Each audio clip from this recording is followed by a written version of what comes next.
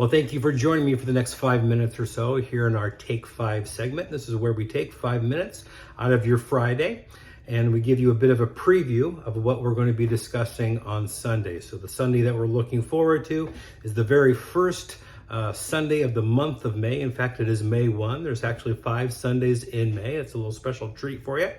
And so we're going to be discussing a difficult passage of Scripture that is coming up.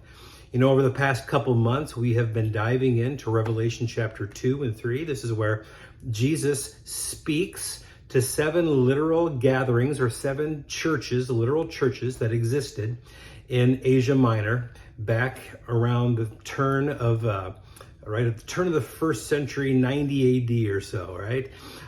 The Apostle John is on this island. He's banished there because he refuses to stop speaking and preaching about the resurrected Jesus.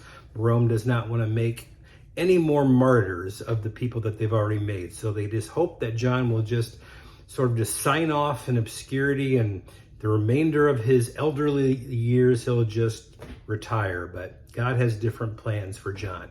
Gives him this revelation where in chapter 1, Jesus sets himself up as the one who sees clearly and the one who has the right to speak on the things of the past, the things that are going on in the present, and also the things that are to come.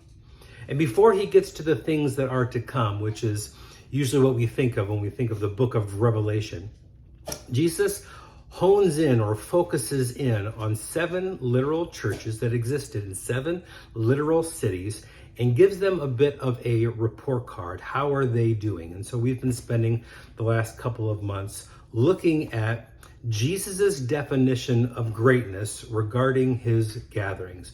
Well, we're going to be closing that segment of our teaching series by looking at the last of the 7 churches, the Church of Laodicea. You know, this time of year, you can either be outside in shorts or a t-shirt, or if it's like today, you probably see I have a sweatshirt on. You could be wearing long pants, you know, thick socks, and a sweatshirt. It just depends on the time of year. So we're right in this season where Saturday it was, you know, in the mid 80s, and many people are out mowing their yard. I got a sunburn because I was out there all day.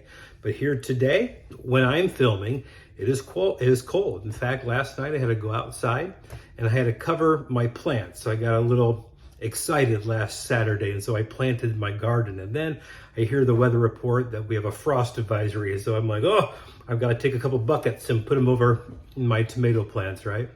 So it was either hot during this time of year or it's cold, right?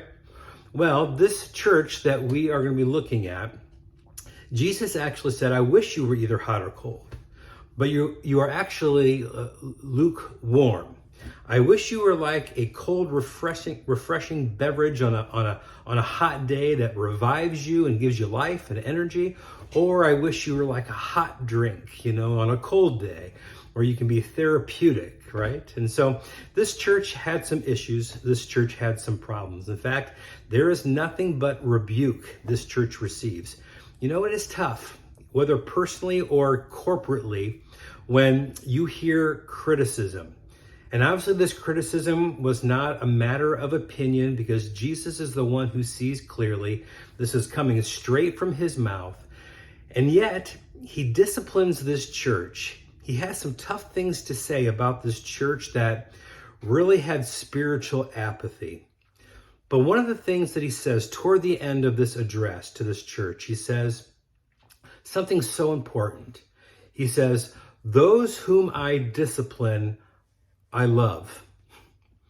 And so these are not words from an angry, bitter person who doesn't like you. This is not those words. We've all perhaps had that kind of criticism from people before that we know they just don't like us.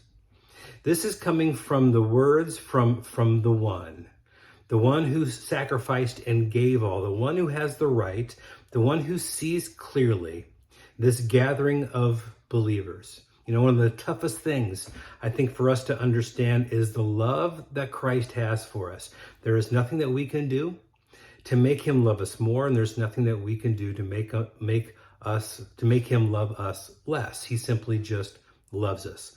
And so he loves this gathering that is not doing the right thing. In the same way that he loves the church that we looked at a few weeks ago, the Church of Philadelphia, where there was nothing but positive things to say.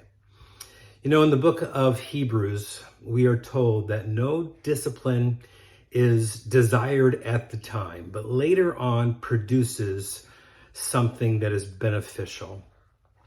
Jesus reserves harsh words at times when they're necessary, but there are always words that stem from love. And so we're going to look at that passage of scripture to this church on Sunday, May 1st. We hope that you'll join us. Have a blessed remainder of your day.